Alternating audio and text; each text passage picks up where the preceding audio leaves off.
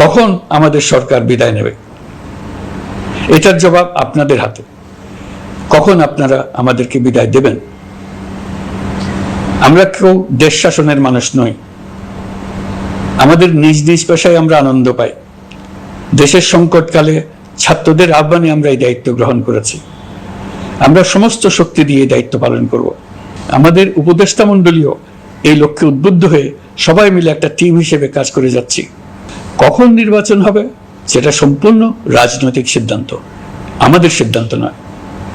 দেশবাসীকে ঠিক করতে হবে আপনারা কখন আমাদেরকে ছেড়ে দেবেন। আমরা ছাত্রদের আহ্বানে এসেছি, তারা আমাদের প্রাথমিক নিয়োগকর্তা। দেশের আপামর জনসাধারণ আমাদের নিয়োগ সমর্থন করেছে। আমরা ক্রমাগতভাবে সবাইকে বিষয়টি স্মরণ করিয়ে যাব, যাতে হঠাৎ করে এই প্রশ্ন উত্থাপিত না হয় আমরা কখন যাব। তারা যখনই বলবে আমরা চলে যাব। আমরা সংস্কারের অংশ হিসেবে নির্বাচন কমিশনকেও সংস্কার করব। কমিশনকে যে কোনো সময় আদর্শ নির্বাচনের জন্য প্রস্তুত রাখব। আমরা বিভিন্ন সংস্কারের কাজ শুরু করেছি। দেশবাসীকে অনুরোধ করব একটা আলোচনা শুরু করতে। আমরা সর্বনিম্ন কি কি কাজ সম্পূর্ণ করে যাব, কি কি কাজ মোটামুটি করে গেলে হবে। এই আলোচনার মাধ্যমে আমরা একটা দিক নির্দেশনা পেতে পারি। তবে চূড়ান্ত সিদ্ধান্ত রাজনৈতিক সিদ্ধান্ত, সেটা রাজনৈতিক আলোচনা থেকেই আসবে। এই দিক নির্দেশনা না পেলে আমরা দাতা সরকার এবং আন্তর্জাতিক অর্থনৈতিক প্রতিষ্ঠানসমূহের সঙ্গে আলোচনায় দৃঢ়তার সঙ্গে অগ্রসর হতে পারছি না। আমি নিশ্চয়তা দিচ্ছি, আমরা আমাদের পক্ষ থেকে মেয়াদ বৃদ্ধির কোনো প্রশ্ন তুলব না। আমরা আপনাদের সকলের দোয়া চাই।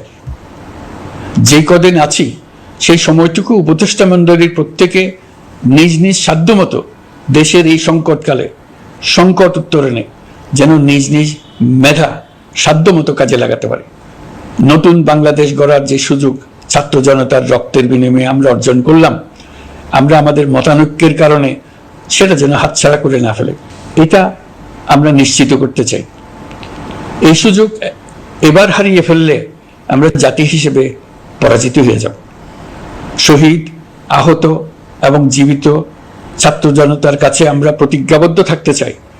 আমরা এই অর্জনকে কিছুতেই হারিয়ে যেতে দেব না। যে সুযোগ তারা আমাদেরকে দিয়েছে তার মাধ্যমে আমাদের দেশকে পৃথিবীর একটি শ্রদ্ধেয়, সকল দিকে দৃষ্টান্ত স্থাপনকারী দেশে পরিণত করতে আমরা শপথ নিয়েছি।